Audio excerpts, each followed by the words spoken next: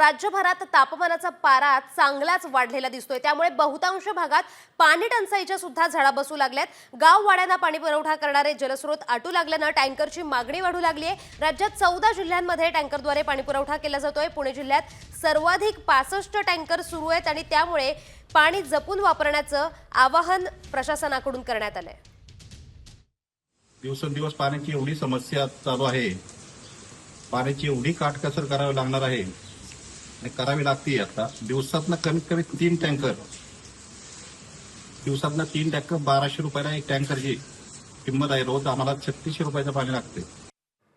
तर राज्यात नेमके कुठं आणि किती टँकरने पाणी पुरवठा सुरू आहे पाहूयात ग्राफिक्सच्या माध्यमातून। तर पुणे जिल्ह्यात 65 टँकरने पाणी पुरवठा सुरू आहे। साताऱ्यात 40 टँकरने पाणी पुरवठा सुरू आहे।